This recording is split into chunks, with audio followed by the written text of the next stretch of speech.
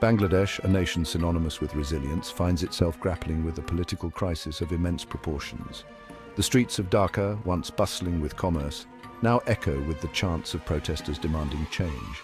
From university students to garment workers, a broad cross-section of society has taken to the streets, united in their discontent. What began as isolated pockets of dissent has morphed into a nationwide movement, shaking the political landscape. The catalyst for this unrest is a potent mix of economic grievances, anxieties over democratic backsliding, and a yearning for political reform. The international community watches with bated breath, aware of Bangladesh's strategic importance and the potential for this crisis to escalate. To understand the current turmoil, one must delve into the simmering discontent brewing for years. Despite economic strides, Bangladesh grapples with poverty, inequality, and corruption. The rising cost of living and stagnant wages have left many struggling to make ends meet. Critics accuse Prime Minister Sheikh Hasina's government of authoritarian tendencies, pointing to the muzzling of dissent and the crackdown on independent media.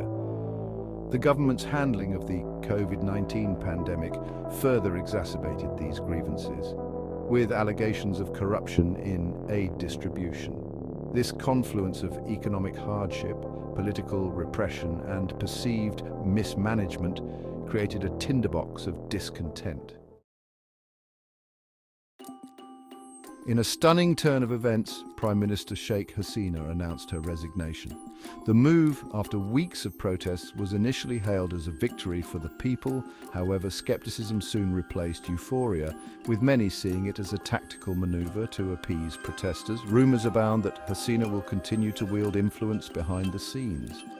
The government's insistence on holding fresh elections under its supervision has been rejected by the opposition and civil society groups. They demand a neutral caretaker government to oversee the electoral process and ensure fairness. Looming large over this crisis is the spectre of military intervention. Bangladesh has a troubled history with military coups, often with disastrous consequences. The army's deployment on the streets has sparked fears of another takeover. Many view it as a sign that the military is positioning itself to take advantage of the power vacuum. The international community has expressed concern about potential military involvement, urging restraint and a peaceful resolution. The spectre of a military coup threatens to derail Bangladesh's democratic gains and plunge it into uncertainty. As Bangladesh grapples with this crisis, the nation finds itself deeply divided. The opposition, a diverse coalition, demands a neutral caretaker government and fresh elections to restore public trust. The ruling party, determined to cling to power, accuses the opposition of exploiting the situation for political gain.